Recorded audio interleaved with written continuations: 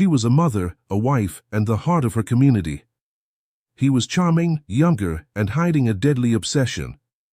When a can of Diet Pepsi became a murder weapon, the truth about their perfect marriage was shattered forever. This is the story of betrayal, obsession, and a suburban nightmare no one saw coming. Shaker Heights, Ohio, is widely regarded as a peaceful, upper-middle-class suburb, known for its tree-lined streets, beautiful homes, and strong community ties. Located just outside Cleveland, this picturesque neighborhood embodies the image of suburban tranquility. Its residents take pride in the quiet, close-knit atmosphere, where neighbors greet one another with a friendly smile and children play freely in their front yards. The community is often described as a haven for professionals and families seeking a serene escape from the hustle and bustle of city life. Carol McMillan was one of those residents, living with her husband, Daniel McMillan, and her daughter, Sarah Lenski McMillan. At 48 years old, Carol was a beloved member of the Shaker Heights community, known for her warm smile, friendly demeanor, and her active involvement in local events. Whether it was organizing neighborhood barbecues or participating in church activities, Carol was always there to lend a hand.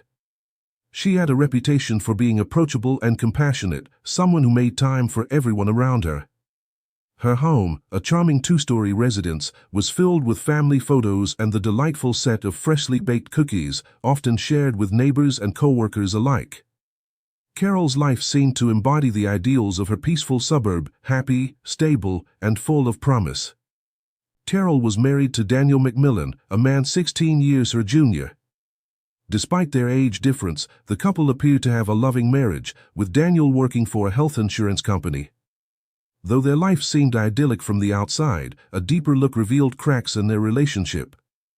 Daniel had become more distant, often working late or traveling for business, which had begun to put a strain on their marriage.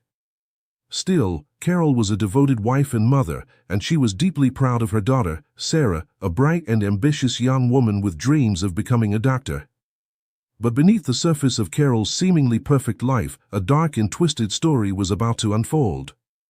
The community that had known Carol for years and viewed her as a beacon of kindness was soon to be shaken to its core. A chilling crime was set to disrupt the peaceful neighborhood forever. On the morning of April 17, 2019, just as the neighborhood was beginning to wake up, the unimaginable would occur, sending shockwaves through Shaker Heights. Carol McMillan was found dead in her home, and the peaceful streets she had once walked would never be the same again. The investigation into her death would uncover secrets and lies that would leave the community grappling with an unbearable tragedy. What had seemed like a routine morning was about to unravel into a nightmare that no one in Shaker Heights could have ever predicted. On the morning of April 17, 2019, the peaceful suburban streets of Shaker Heights, Ohio, were bathed in the soft light of early spring. The neighborhood was typical of the area, quiet, serene, with a sense of community that made it a safe haven for families. Carol McMillan had always been an early riser, accustomed to the stillness of the morning, and it was during this time that a tragedy would unfold, one that would shatter the tranquility of the community. At approximately 8:30 a.m., Sarah McMillan, Carol's 19-year-old daughter, descended the stairs to the kitchen. What she discovered in that moment would change her life forever. Her mother, Carol, was lying on the floor of the kitchen, motionless and unresponsive. The familiar, comforting aroma of freshly brewed coffee was absent, replaced by an eerie silence. Beside Carol's lifeless body was a half-spilled can of Diet Pepsi, one of her favorite beverages, which lay in a small puddle on the floor. Sarah, her hands shaking, screamed in horror and immediately dialed 911, her voice filled with panic and disbelief. The paramedics arrived quickly, but by the time they entered the house, Carol had already passed. Sarah was in shock, unable to comprehend what she had just seen. The phone call to 911 echoed in the quiet kitchen as paramedics worked in vain to revive her mother. In the midst of this chaos, Sarah tried to hold on to some semblance of control, pacing frantically while clinging to the hope that somehow, this was all just a terrible mistake. She was in disbelief. Only the day before, her mother had been eagerly planning their upcoming vacation to Orlando, talking about summer clothes and the excitement of a family getaway.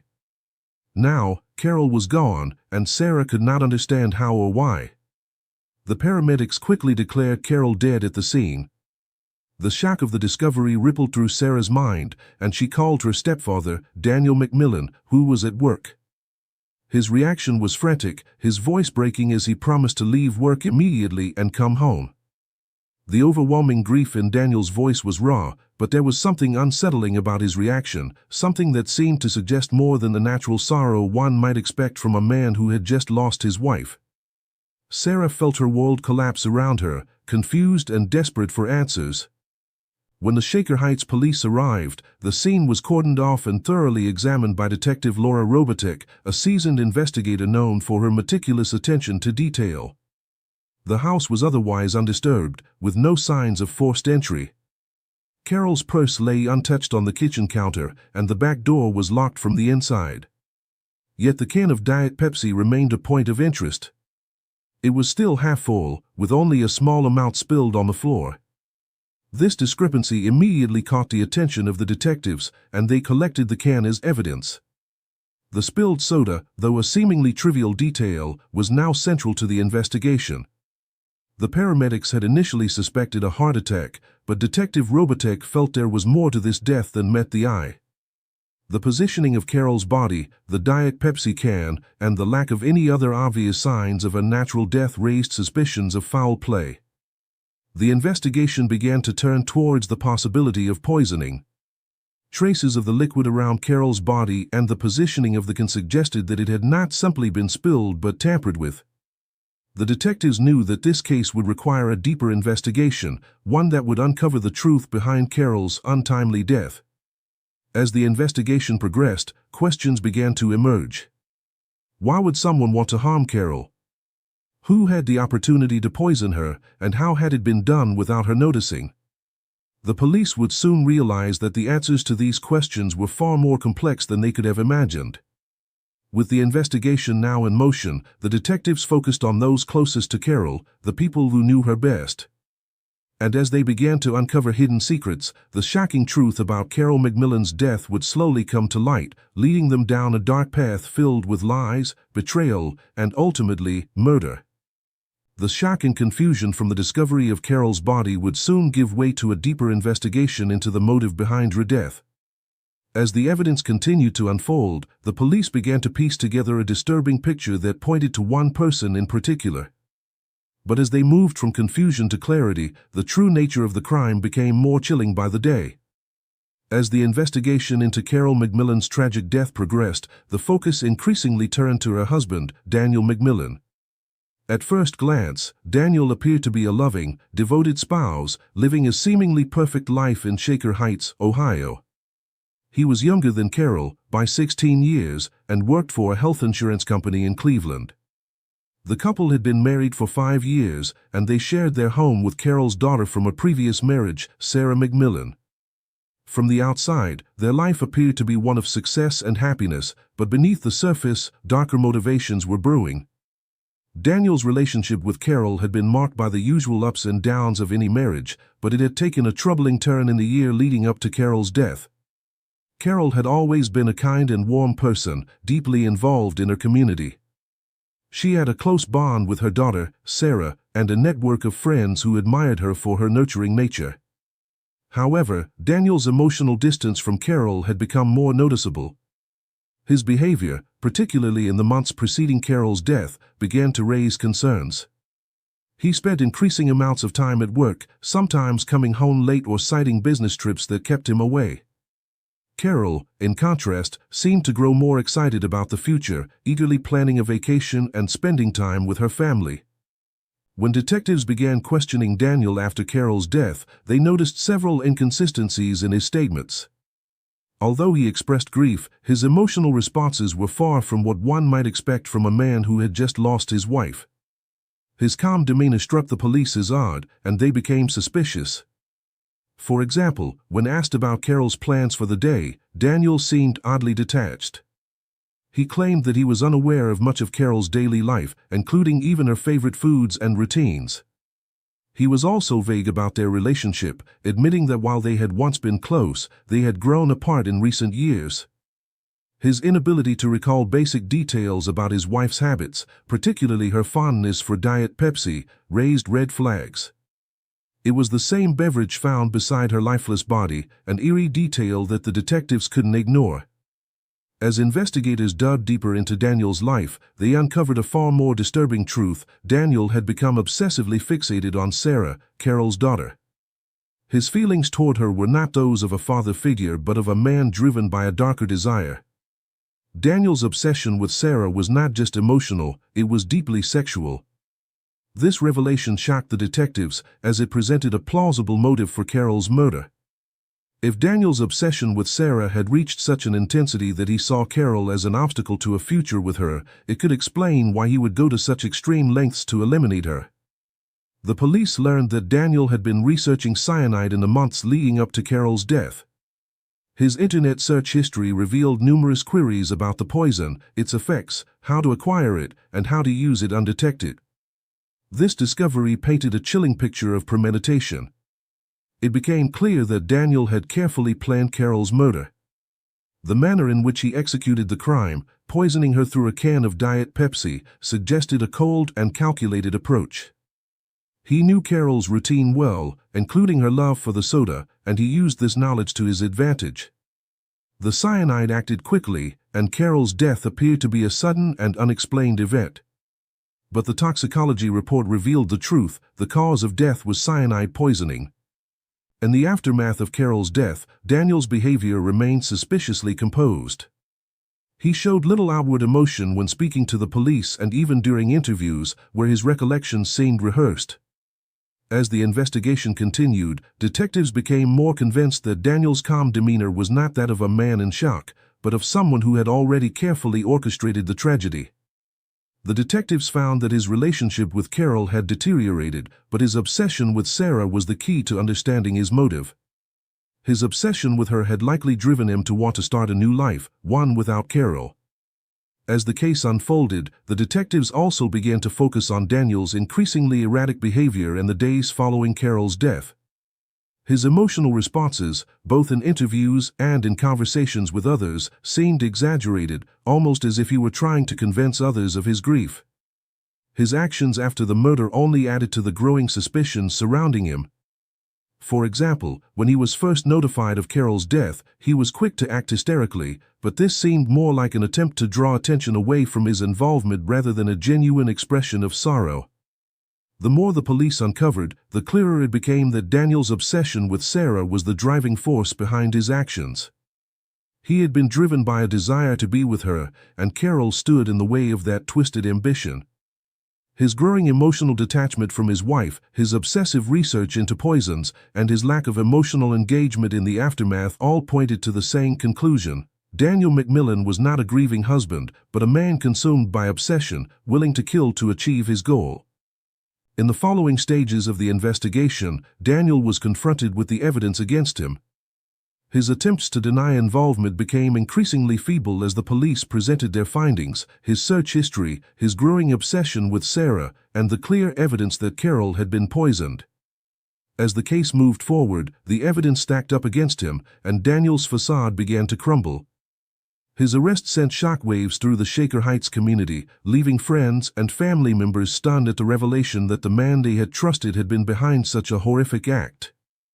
As the investigation into Daniel's motive continued, it became apparent that his actions had been driven not just by a deteriorating marriage, but by a deeply unsettling obsession. The tragic story of Carol McMillan's death was no longer just one of a mysterious death, but one that was fueled by a twisted, destructive obsession. And as the investigation continued, the police's suspicions were confirmed, setting the stage for the next phase of the investigation: the search for forensic evidence to definitively link Daniel to the crime. Forensic toxicology plays a crucial role in revealing the cause of death, especially when the victim's demise appears to be the result of foul play. The investigation into Carol McMillan's death took a dramatic turn when toxicological tests confirmed that cyanide, a deadly poison, was the cause of her death. This revelation shifted the focus of the investigation from a possible natural death to a carefully planned murder, triggering a deeper analysis of the crime scene and the evidence that had been left behind. The forensic team quickly moved to analyze every detail of the crime scene, knowing that their success depended on even the smallest clue. Upon entering the McMillan home, they noted that nothing seemed immediately out of place. The house was well kept, a reflection of Carol's attention to detail and care for her surroundings. Yet, there was an eerie stillness in the air. Carol's lifeless body, still positioned next to the kitchen counter, had clearly died suddenly. The Diet Pepsi she had been drinking was spilled across the floor, the sugary liquid staining the tiles. Forensic experts examined the can of Diet Pepsi carefully, as it was the only item in the scene that seemed out of place. It was only partially consumed, leaving behind a small amount of liquid at the bottom. Detective Laura Robotek, who had led many investigations, instinctively felt that this can held the key to understanding what had happened. The detectives meticulously collected the can and the remnants of the drink for testing, while also gathering other samples from the kitchen surfaces in case the poison had been spilled elsewhere. In the following days, toxicology reports came back, and the investigators learned that Carol had died from cyanide poisoning.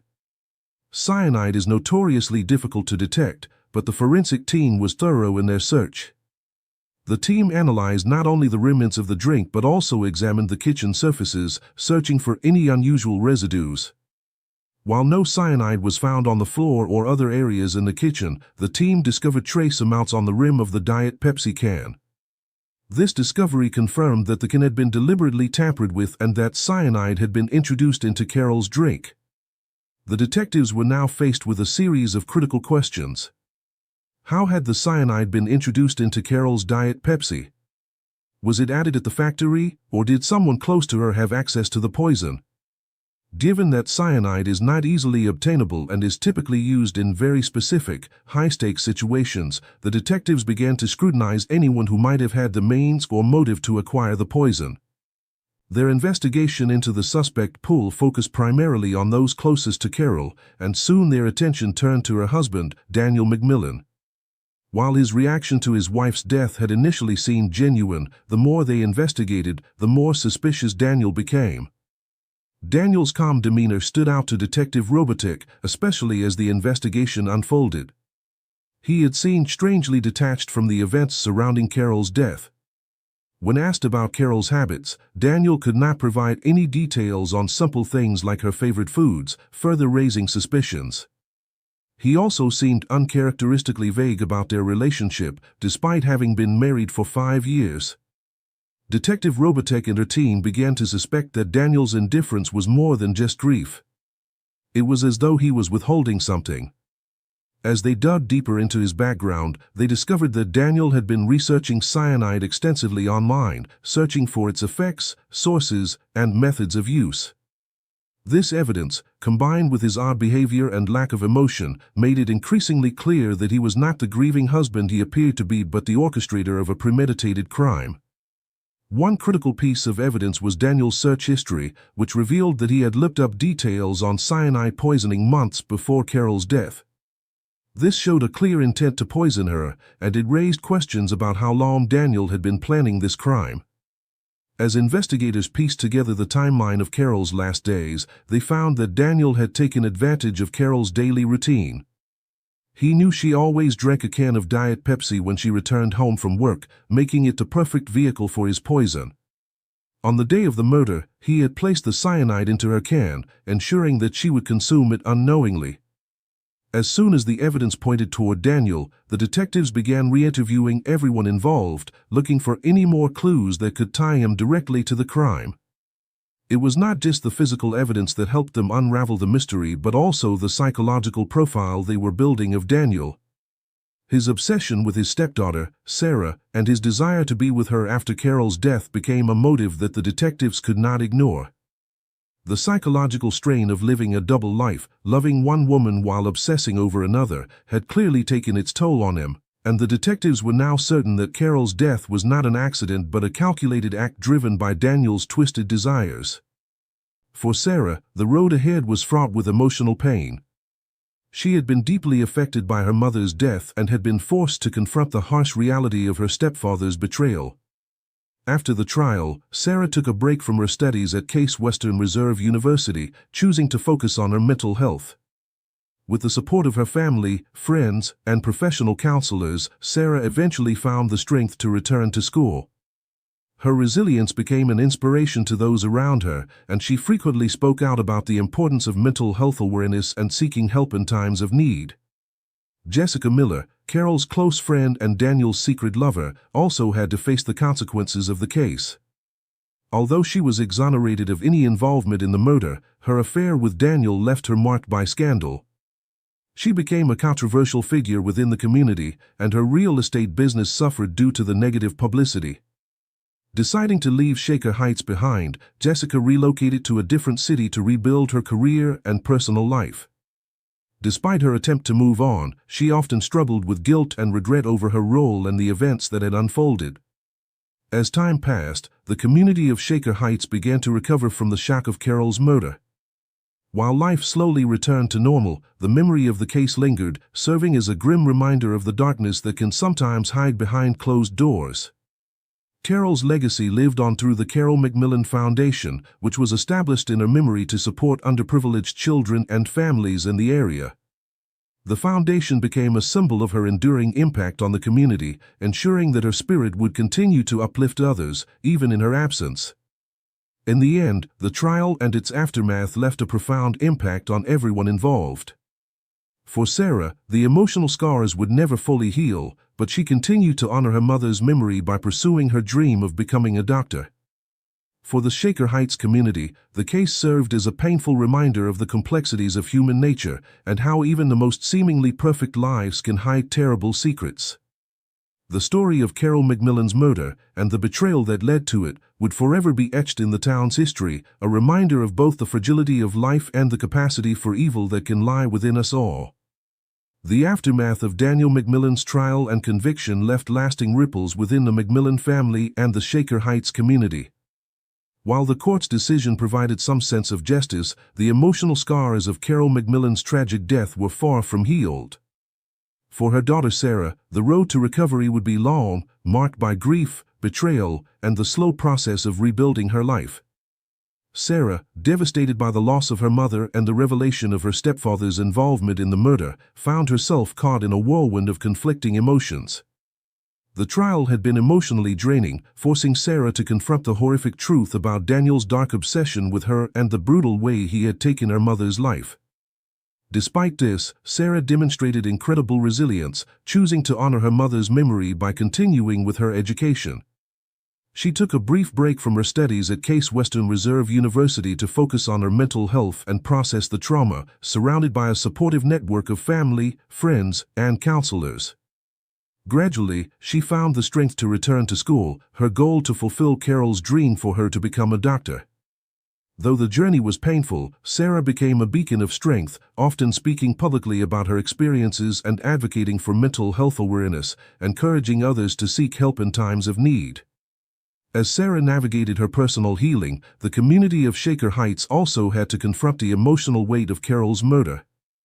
The small town, known for its serene atmosphere and close-knit neighborhoods, had been rocked to its core by the brutal act. Many residents who had known Carol as a kind, caring, and active member of the community struggled to reconcile their image of her with the shocking violence that had claimed her life. Carol had been involved in various local initiatives, including charity work and organizing community events, and her absence left a void that the community could not easily fill. Friends and neighbors, while finding solace in their memories of her warmth, had to come to terms with the fact that the very man they had once welcomed into their midst, Daniel, was the one who had destroyed that peace. In an effort to honor Carol's legacy and provide some sense of hope amidst the tragedy, the Carol McMillan Foundation was established. The foundation was created to support underprivileged children and families in the area, reflecting Carol's deep commitment to helping others. It quickly became a symbol of her enduring spirit, ensuring that her memory lived on in a meaningful and positive way. The foundation's work, particularly in aiding families facing hardships, was a testament to the values Carol had held dear. For many in Shaker Heights, the foundation provided a way to channel the grief and loss into something that could benefit others, creating a lasting impact on the community. The establishment of the foundation helped to facilitate the long process of recovery, not just for Sarah and Carol's loved ones but for the entire community. While Shaker Heights slowly began to return to its routine, the scars of the tragedy remained. The town's residents, once naive to the potential darkness within their peaceful surroundings, now grappled with the complexities of human nature. Yet, despite the profound sense of loss, there was a renewed focus on community support, with neighbors coming together to honor Carol's memory through continued acts of kindness and charitable works. The tragedy had forced them to confront uncomfortable truths, but it had also sparked a renewed commitment to unity and compassion. For Sarah, the memory of her mother continued to be both a source of strength and pain. Over time, she found comfort in knowing that Carol's legacy was not defined solely by the circumstances of her death, but by the lives she had touched throughout her time on Earth. Sarah's journey of healing, while still ongoing, reflected her commitment to moving forward, honoring her mother's memory through perseverance and the pursuit of her dreams. Daniel McMillan, once a respected member of the community, now languished in prison, serving a life sentence without the possibility of parole. His life, once filled with promise, had been reduced to a bleak existence behind bars. The man who had been seen as a devoted husband and father figure to Sarah was now a symbol of betrayal and destruction. His story, once the subject of intense media scrutiny, faded into the background as the focus shifted to the people whose lives he had irrevocably altered. Jessica Miller, Carol's close friend and Daniel's former lover, also faced the aftermath of the tragedy. Although she was exonerated of any involvement in the murder, her affair with Daniel had made her a controversial figure. The scandal surrounding her relationship with Daniel had taken a toll on her personal and professional life. She decided to leave Shaker Heights and start anew in a different city, hoping to rebuild her career and escape the negative publicity. Despite her efforts to move on, Jessica continued to grapple with the guilt and shame of her involvement with Daniel. However, her bond with Sarah remained strong, and the two women stayed in touch, supporting each other as they navigated the difficult years that followed. In time, the memory of Carol McMillan's murder gradually faded from the public eye, but for those who had known and loved her, the impact of her loss remained. The Carol McMillan Foundation continued to grow, expanding its reach and helping more families in need each year. Carol's legacy, built on kindness, generosity, and a deep commitment to her community, lived on through the Foundation's work and in the hearts of those who had known her. While the tragedy of her death could never be erased, it had sparked a movement of compassion that would continue to resonate in Shaker Heights for years to come. As for Sarah, her emotional journey was far from over. The trauma of losing her mother so suddenly and learning of her stepfather's betrayal had left her deeply scarred. But through it all, she persevered, using her experiences to advocate for others and to honor her mother's legacy. Her story, like that of the community, reflected the power of resilience in the face of unimaginable adversity, a testament to the enduring strength of the human spirit.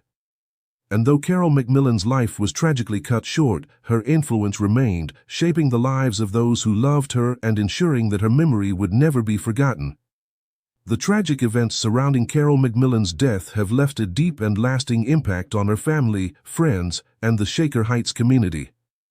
Yet, despite the darkness that surrounded her untimely passing, Carol's legacy continues to inspire and influence those who knew her, reminding us of the profound lessons that can be learned from such a harrowing experience. The establishment of the Carol McMillan Foundation stands as a testament to her enduring legacy.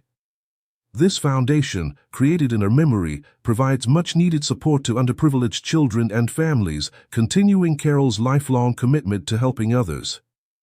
By focusing on charity work and community support, it ensures that her spirit lives on in a way that positively impacts the lives of many. In the wake of her tragic death, the foundation has become a beacon of hope, a symbol of the kindness, warmth, and generosity that Carol embodied during her life. Through the investigation, the trial, and the aftermath, several important lessons have emerged. First and foremost, the case reminds us of the unpredictability of human nature. The McMillan's seemingly perfect suburban life was shattered by an unimaginable act of violence, underscoring how even the most tightly knit families can harbor darkness. It also highlights the importance of vigilance, particularly in relationships where one might not suspect betrayal. The murder of Carol McMillan serves as a sobering reminder that the people we trust most are not immune to destructive desires. However, amidst the tragedy, it also reflects the resilience of the human spirit. Despite the trauma she endured, Sarah McMillan's growth in the years following her mother's death illustrates the strength that can emerge from profound adversity. Her ability to not only survive but thrive in her pursuit of a medical career has made her an advocate for mental health, helping others to heal and find their path through their own struggles. The lasting influence of Carol's spirit remains a constant within Shaker Heights. The community, which had been shaken by the horror of her death, has found ways to honor her memory and continue the charitable work she once so passionately pursued. Neighbors and friends who had worked with Carol in various initiatives have kept her values alive by supporting causes she held dear. From neighborhood events to volunteering at local charities, Carol's impact on her community persists, even though she is no longer physically present. As Sarah continues to move forward in her life, her journey of healing and personal growth exemplifies the power of turning grief into action. While she will forever bear the scars of losing her mother and learning the shocking truth about her stepfather, she has channeled that pain into meaningful work. Sarah's efforts to raise awareness about mental health and support others in their recovery serve as a reminder of the lessons Carol imparted in life, the importance of kindness, generosity, and helping others overcome adversity. In conclusion, Carol McMillan's legacy is not defined by the tragic circumstances of her death, but by the enduring love and selflessness she shared with those around her. Through the foundation, Sarah's personal growth, and the ongoing community support, her spirit continues to live on. Her story serves as a poignant reminder that, even in the face of unimaginable loss, there is always the possibility for healing, growth, and the positive transformation of lives. Carol McMillan's life, though tragically cut short, will never be forgotten. Her legacy will continue to inspire and uplift generations to come.